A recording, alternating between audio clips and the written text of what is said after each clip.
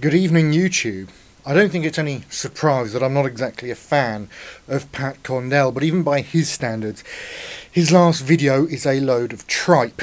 I'm going to go through it and look at the specific things that he brings up, the mistakes he's made, and then look at the message that comes across from his video. The first issue that Condell raises is of some atheists in the US wanting a public nativity scene to be removed because it makes them feel, quote, excluded and intimidated and offended, end quote. Now, Pat, unfortunately, doesn't actually tell us in the video where this is. He does give two links in the description, so I'll go through both the articles to which he links. Now, the first one is from the Daily Mail, where they're talking about, there's a place in Texas which has a nativity in front of the courthouse, and the Freedom from Religion Foundation picked up some objections from people in the area and are trying to have it removed, and now they found out that effectively the area has been turned into a public space, and so the county can't just allow one group to have access to it, which is what's going on. In other words, instead of just taking the Pat Condell Daily Mail line, we could have a look at what's actually happening. And it's important to realise that the Freedom from Religion Foundation isn't trying to have the nativity banned. It says it can't be on government property, on state property. It's worth mentioning, just so we know who we're dealing with, some of the people who are on the board of the Freedom from Religion Foundation.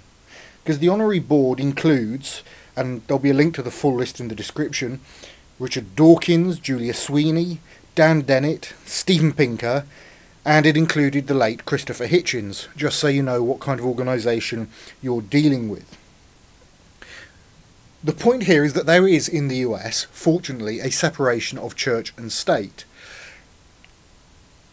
If we look at the position of Christianity in the US, and particularly from an atheist point of view, I would have thought it was kind of obvious to see why this is a problem. Quite apart from the fact that it goes against the law and the founding principles of the country. It is an encroachment of religion into the public space. It's in a taxpayer-funded, state-owned area in front of a courthouse. If there's any way you want things to be not just unbiased, but seen to be unbiased, I would have thought it was in the legal system. Now, as I said, the Freedom from Religion Foundation later found that the area in question had effectively been turned into a public space. And so if the one particular group that was doing the nativities was allowed to go there, then everybody had to be allowed to go there. And this becomes a freedom of speech issue, because in the US you're not allowed to discriminate between protest groups on the basis of content. So this affects a whole range of issues on, protest permits, being able to express yourself. So it's broader than the narrow spin that Condell would put on it. And the amusing thing is that Condell, in his video on this section, says, quote, religion needs to be kept in check when it tries to step on people or when it tries to elbow its ways into people's lives uninvited, end quote. That is precisely what this is. It may be a relatively benign instance of it. But if this is not stepping on people by trying to affirm the Christianity, the necessary Christianity of the state institutions, if it's not trying to elbow its way into people's lives by this being on taxpayer funded property and to the exclusion of other groups, I don't know what it is. Now, in the other article Condell links to, which is from The Independent, there's a case of people, I believe it's in California, putting up atheist nativity time posters and so on. And it's in an area where lots of people have always wanted to put things up at nativity. There wasn't enough room for everyone, so they ran a lottery. And it just happened that various atheist groups won that lottery this year. Again, you have to be content neutral. You're not allowed to say, yes, you can. These people can go here, but not these people, just because of what they're saying. You know, it's kind of important. One of the groups, by the way, is Jewish. 2 are nativity scenes. And to quote from the Independent article, drawing attention was a display containing images of Jesus, Satan and Santa Claus with the slogan, 37 million Americans know a myth when they see one. What myths do you see? Another contains a quote by Thomas Jefferson. Religions are all alike, founded upon fables and mythologies. A third consists of a hand-painted billboard proclaiming Happy Solstice. End of quote. So, because more people who wanted to use that space than could fit there were applying, they ran a lottery. Some atheist groups won. And how does Condell put this out? How does he describe this? Santa Monica's atheists declare war on Christmas. Brilliant. But the bit that really got my goat from Condell's video was the final bit, where he's referring to an article in the Telegraph from last year. And it's about a social psychology study. I'll link to it in the description. Pat, if by chance you see this video, you might want to read the article before you talk about it. But just to quote from Condell again. In the video, quote, social psychologists, they call themselves. I don't know what it means either, and I'm still none the wiser, but I'm willing to bet that if all the social psychologists on the planet would disappear in a puff of smoke, nobody would be the worse off, end quote. Well, let's just bring up 3 social psychologists. You might have heard of some of them. Ash, who did the famous conformity studies. Milgram, who did the famous studies on authority with the electroshocks. Zimbardo's prison studies, dividing people up into groups, 1 jailers, 1 prisoners. So Pat may not have heard of these. I suspect a lot of people watching this video and his video are familiar with these things, even if they don't know them as social psychology.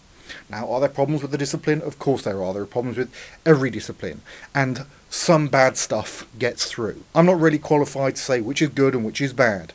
But I think for Pat to come out and wave this article and say, and therefore all of social psychology is a load of waz, is pushing things just a little bit. Pat claims that the article in question calls for the removal of nativities. So what I'd like to do is read out the conclusion. It comes after limitations in the paper, and I'm going to read out the entire conclusion. It's not very long. Quote, our results have important implications for public and organisational policy. For instance, about 1/3 of recent Canadian immigrants identify with a non-Christian religion, cited to Statistics Canada 2003. Our findings suggest that these immigrants will likely feel less included in public spaces that include Christmas displays, and if Christmas displays are ubiquitous enough, they might feel less welcome within Canada more generally. One way to address this issue is to remove Christmas displays from spaces meant to be inclusive of people who do not celebrate Christmas. Another possible solution might involve complementing Christmas displays with other displays representing different identities. If done carefully and with input from minority groups, a diverse range of displays might communicate that the identity of a particular space is multicultural, that no one group has claim to being more normative or valued than any other. More generally, our findings suggest that the creation of an inclusive multicultural environment requires careful attention to the identity implications of symbols in physical space. Now, I've just skimmed over the paper. I'm not a social psychologist. I can't say if the methodology is good. I can't say if the conclusions, which they do couch quite heavily, are sound. I'm not in a position to do that.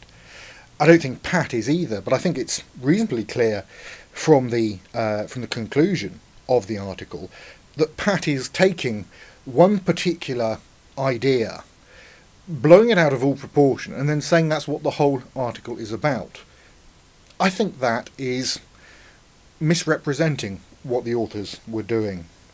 But beyond that, it seems not to be a particularly important paper. It's in the Journal of Experimental Social Psychology, but it seems to only have 3 references back to it, looking on the Elsevier site. And it's a paper published in Canada, or written in Canada, where social norms around multiculturalism are rather different to in the US and the UK. But Pat is using this one paper to damn an entire field of social science that he doesn't even know the first thing about, even though he probably has heard of Milgram, Ash and Zimbardo. Condell rejects the article by saying, "It's not true. I'm a non-Christian and I couldn't be more non-Christian if I was from Mars, and I can tell you that I don't feel in the least bit excluded," end quote. And he talks about buy a Christmas tree, by the Nativity and whatever. You're one person, Pat. I could turn around and say I am, and have exactly the same amount of weight against what you've said, and reject what you've come out with. You might recall Christopher Hitchens saying what can be asserted with evidence can be asserted without evidence can be rejected without evidence. Well, if you've got the evidence of one person, I'll reject it with the evidence of one person. Not necessarily how I feel, but you take the point, I hope. It really is the worst kind of journalism and reporting and commentary.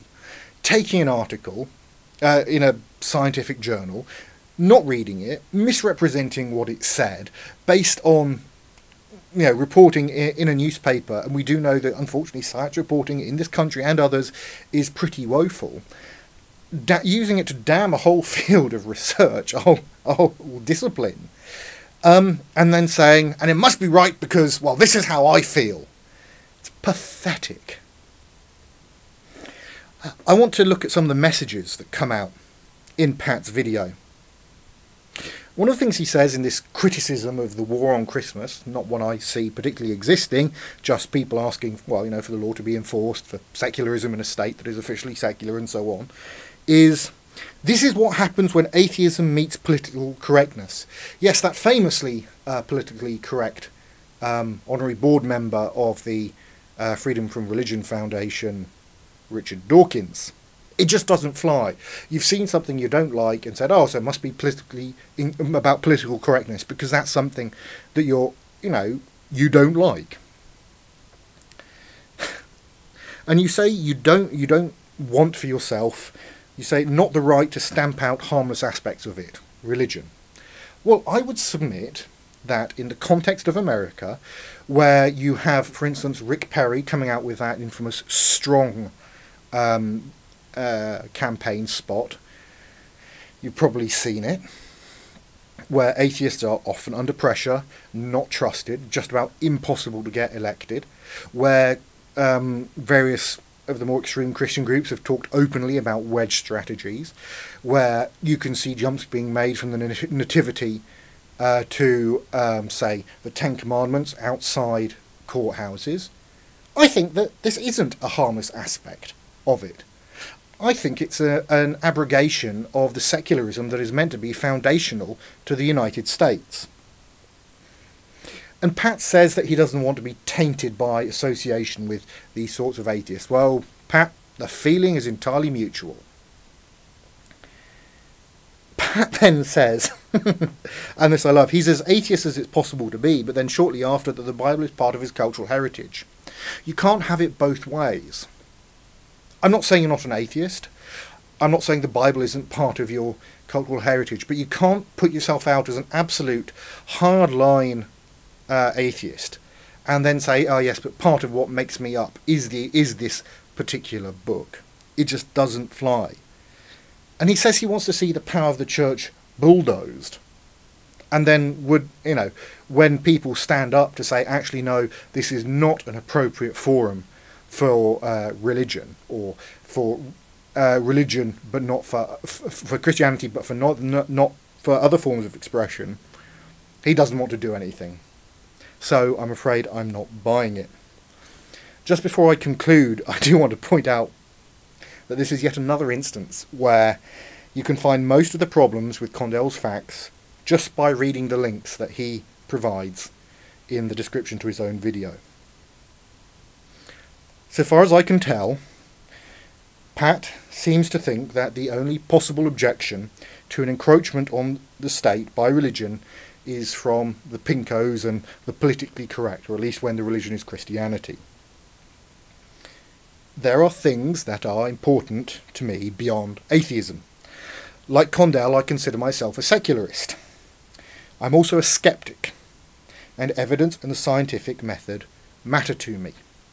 I would have hoped that they would have mattered to someone as well known and as prominent as Pat Condell, but what we have from him is the antithesis of that, bolted onto what is little more than a set of conservative talking points about social sciences and civil rights. As we know, Pat used to consider himself something of a lefty, but he has come to criticise the left for what he perceives as its failure to defend, well, broadly let's call it the Enlightenment, just for speed's sake. He's moved from criticising all religion to making exceptions for the one that makes him feel culturally comfortable. If Pat wants to make arguments about the effects of a particular religion, that one might be better than the other for whatever reason, fine, go ahead and make the argument. It's not new, it's been around since Weber and Durkheim at least. But come out and do it. Because at the moment, what it seems like is that Pat Condell has taken a conservative narrative about the war on Christmas and really drunk the Kool-Aid. I've mentioned a couple of times Christopher Hitchens, the late great Christopher Hitchens, and it seems on this topic that it's appropriate to finish with a quote from him. It's one that, Pat, if you're watching this, you might want to take on board. Mr. Jefferson, build up that wall. I'm Landon Cole. I'll see you next time.